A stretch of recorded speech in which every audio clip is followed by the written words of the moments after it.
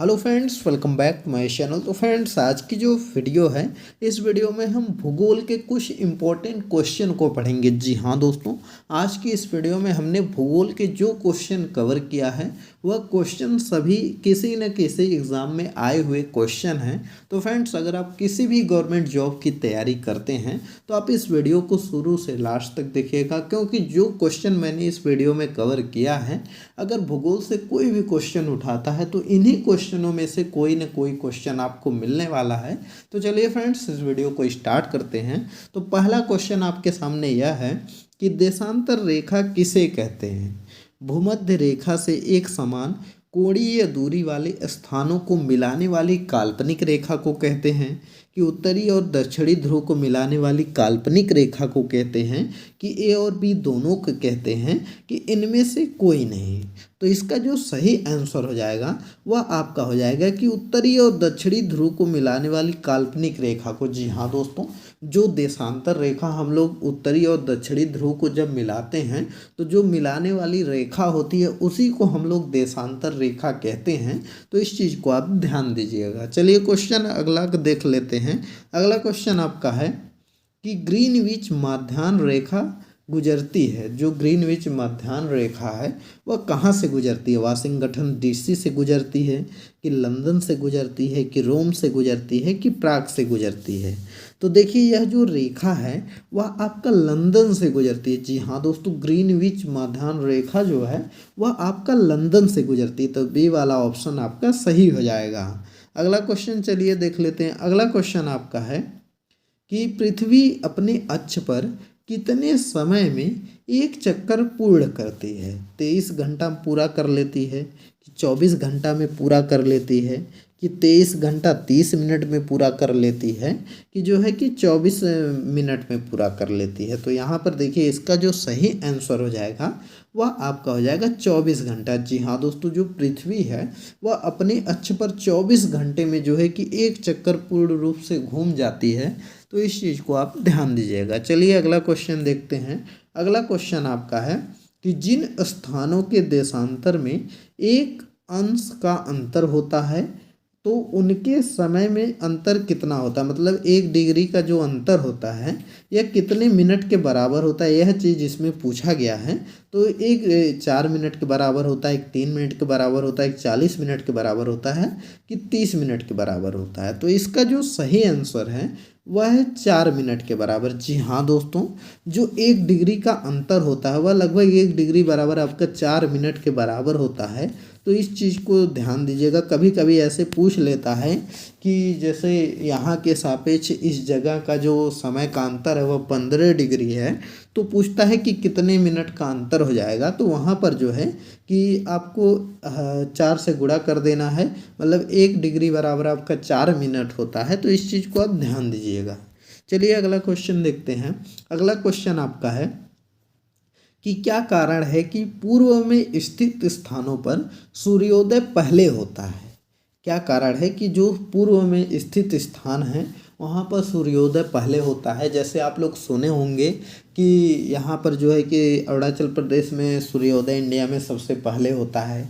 वहीं पर जो है कि जापान को उगते सूरज का देश कहा जाता है, यह सब सुने होंगे। तो वहाँ पर सबसे पहले पूरब में ही क्यों होता है, यही चीज़ पूछा गया है।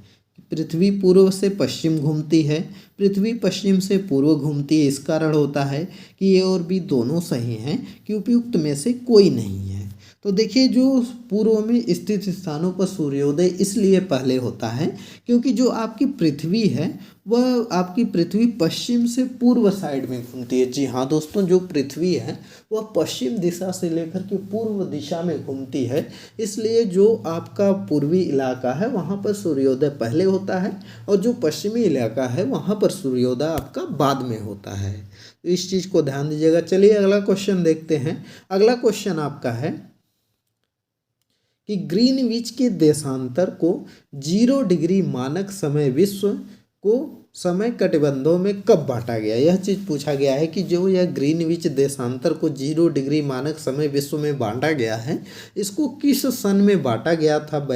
1882 में, कि 1884 में, कि 1886 में, कि 1880 में बांटा गया था।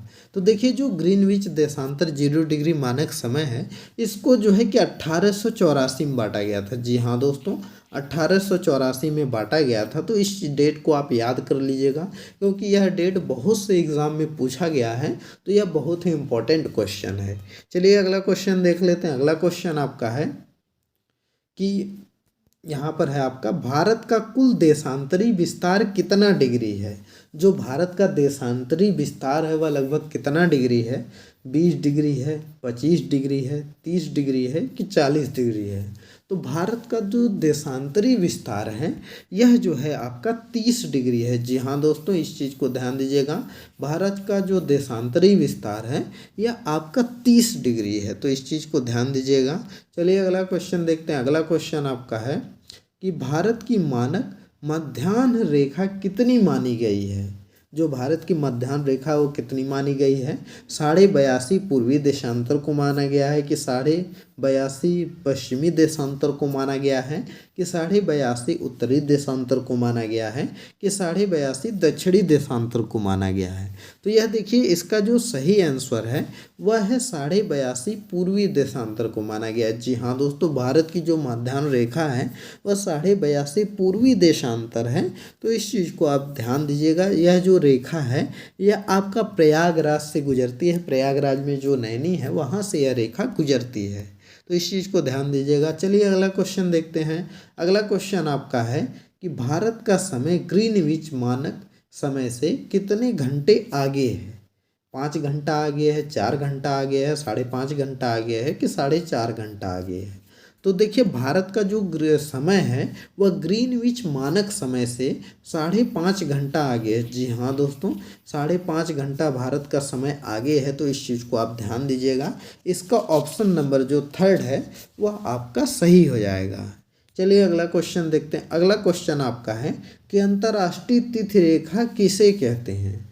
0 डिग्री भूमध्य रेखा को कहते हैं कि 0 डिग्री देशांतर रेखा को कहते हैं कि 180 डिग्री देशांतर को कहते हैं कि 82.5 डिग्री देशांतर को कहते हैं? तो देखिए अंतर्राष्ट्रीय जो तिथि रेखा है वह 180 डिग्री देशांतर को कहते हैं। जी हाँ दोस्तों, 180 डिग्री देशांतर रेखा को अंतर्राष्ट्रीय तिथि रेखा कहा जाता है, क्योंकि इस देशांतर के दोनों ही ओर तिथियों में 1 दिन का अंतर होता है। अंतर्राष्ट्रीय तिथि रेखा सीधी नहीं है, बल्कि टेढ़ी मेढ़ी इसको खींचा गया है, जिसमें वह किसी भी स्थलखंड से होकर नहीं गुजरती है। वह रेखा 180 डिग्री देशांतर रेखा से 3 बार विचलित होती है। तो इस चीज़ को आप ध्यान दीजिएगा। जो मैं यह थ्योरी आपके साथ डिस्कस करता हूँ उसको आप ध्यान से सुना करिए, क्योंकि क्वेश्चन जो मैं आपको करा रहा हूँ वह क्वेश्चन कभी कभी न पूछ करके जो थ्योरी होती है उनसे क्वेश्चन पूछ लेता है एग्जामिनर। तो आप थ्योरी को भी अच्छे से सुना करिए और उसको नोट भी कर लिया करिए। तो चलिए अगला क्वेश्चन देखते हैं। अगला क्वेश्चन आपका है कि सूर्य तप किसे कहते हैं? पृथ्वी से बाह्य अंतरिक्ष में सूर्य से प्राप्त ऊर्जा, पृथ्वी के उत्तरी वायुमंडल में सूर्य प्राप्त ऊष्मा ऊर्जा, पृथ्वी के धरातल पर सूर्य से प्राप्त ऊष्मा ऊर्जा कि उपयुक्त में से कोई नहीं। तो देखिए फ्रेंड, जो आपका सूर्य तप होता है, स्पेशली सूर्य तप जो होता है उसको कहते हैं जो पृथ्वी के धरातल पर सूर्य से प्राप्त जो ऊष्मा होती है उसको कहते हैं। जैसे हम पृथ्वी के धरातल पर हैं और यहाँ पर जो हमको सूर्य से ऊष्मा मिल रही है उसको ही हम लोग सूर्य तप कहते हैं। तो इस चीज़ को ध्यान दीजिएगा।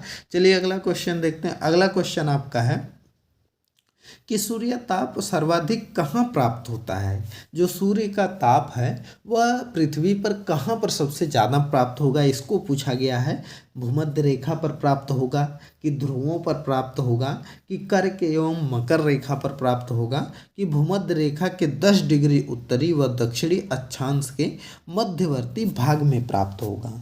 तो देखिए यह जो सूर्य तप होता है यह सर्वाधिक आपका जो है वह भूमध्य रेखा के 10 डिग्री उत्तरी और दक्षिणी अक्षांश के मध्यवर्ती भाग में प्राप्त होता है। जी हाँ दोस्तों, यहाँ पर ही यह भूमध्य रेखा के 10 डिग्री उत्तरी और दक्षिणी अक्षांश के मध्यवर्ती भाग में प्राप्त होता है, क्योंकि सूर्य यहाँ पर लंबवत वर्ष भर जो है कि लंबवत सूर्य की किरणें पड़ती हैं, इसलिए जो है कि यहाँ पर सबसे ज़्यादा तापमान पाया जाता है। चलिए अगला क्वेश्चन देखते हैं। अगला क्वेश्चन आपका है कि ध्रुवों की ओर सूर्यतप की मात्रा कम होने का क्या कारण है? क्या कारण है कि सूर्य जो है कि जो ध्रुव होता है उधर जो है कि बर्फ जमी है, सूर्य का तापमान बहुत ही कम होता है। चलिए देखते हैं। ध्रुवों की ओर सूर्य की किरणें लंबवत होना, ध्रुवों की ओर सूर्य की किरणों का तिरछा होना, ए और बी दोनों कि उपयुक्त में से कोई नहीं।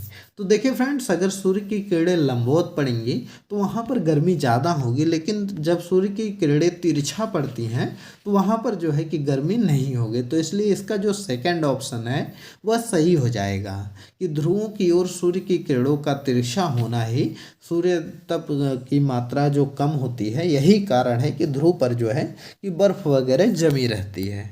चलिए अगला क्वेश्चन देखते हैं। अगला क्वेश्चन आपका है कि ध्रुवों पर विषुवत रेखा का कितना प्रतिशत सूर्यतप प्राप्त होता है। जो ध्रुव है, जैसे इसमें ये पूछा गया है कि जो विषुवत रेखा पर सूर्य का तापमान पाया जाता है, सूर्य जितना तापमान विषुवत रेखा पर होता है और ध्रुवों पर उसका कितना प्रतिशत होता है। तो देखिए ध्रुवों पर उसका जो है कि यह 40% होता है। जी हाँ दोस्तों, ध्रुवों पर विषुवत रेखा का 40% तापमान सिर्फ पाया जाता है, बाकी जो है कि इससे 60% ज़्यादा विषुवत रेखा पर पाया जाता है। इस चीज़ को आप ध्यान दीजिएगा। चलिए अगला क्वेश्चन देखते हैं। अगला क्वेश्चन आपका है कि पृथ्वी के धरातल पर सूर्य तप का वितरण किसके अनुसार अलग अलग होता है। देशांतर के अनुसार, अक्षांश के अनुसार, ए और बी दोनों के अनुसार, उपयुक्त में से कोई नहीं। तो पृथ्वी के धरातल पर सूर्य तप का जो वितरण होता है वह किसके कारण अलग अलग होता है। तो यह होता है आपके अक्षांश के कारण। जी हाँ दोस्तों, पृथ्वी पर अक्षांश के वितरण के कारण जो है कि वह सूर्य का तापमान पृथ्वी पर हर जगह अलग अलग पाया जाता है। तो इस चीज़ को आप याद रखिएगा। चलिए अगला क्वेश्चन देख लेते हैं। अगला क्वेश्चन आपका है कि सूर्य तप के वितरण पर वायुमंडल की किन क्रियाओं का प्रभाव पड़ता है। जो सूर्य तप का वितरण है उसमें वायुमंडल की किन क्रियाओं का प्रभाव पड़ता है। परावर्तन का, प्रकीर्णन का, अवशोषण का, कि उपयुक्त सभी का। तो देखिए जब सूर्य की किरणें आती हैं पृथ्वी पर तो उसमें परावर्तन भी होता है, प्रकीर्णन भी होता है और शोषण भी उनका होता है। तो इसलिए यह तीनों सही है। तो इसका ऑप्शन नंबर डी आपका सही हो जाएगा, क्योंकि सूर्य किरणें जब वायुमंडल में आती हैं तो वहाँ पर जो है कि उनका प्रकीर्णित हो जाती है, छोटे छोटे कण जो है कि वायुमंडल में पाए जाते हैं, जिसके कारण और परावर्तन भी हो जाता है उनका और अवशोषण भी हो जाता है। तो इसलिए ऑप्शन नंबर डी आपका सही है।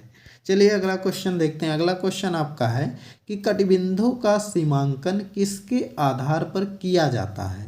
अक्षांश के आधार पर, देशांतर के आधार पर, ए और बी दोनों के आधार पर, कि उपयुक्त में से कोई नहीं।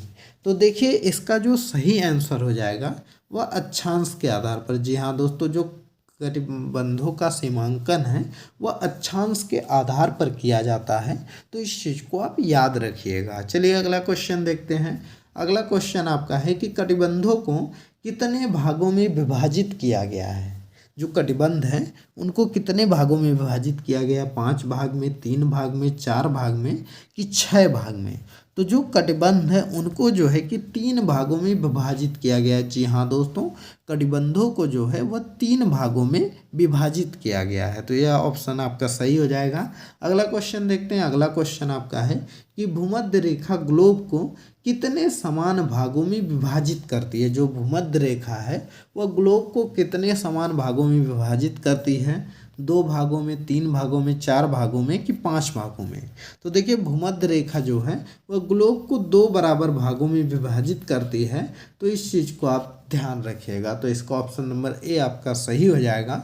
तो फ्रेंड्स, यह कुछ इम्पोर्टेंट भूगोल के क्वेश्चन थे जो कि आपके प्रीवियस ईयर किसी न किसी एग्ज़ाम में आए हुए क्वेश्चन हैं। तो आप क्या करिएगा कि इस वीडियो को 2-3 बार रिपीट करके देख लीजिएगा, जिससे कि आपका सभी क्वेश्चन अच्छे से तैयार हो जाएगा और अगर इनमें से कोई क्वेश्चन आता है तो आपके एग्ज़ाम में नहीं छूटेगा। तो फ्रेंड्स चलिए इस वीडियो को स्टॉप करते हैं।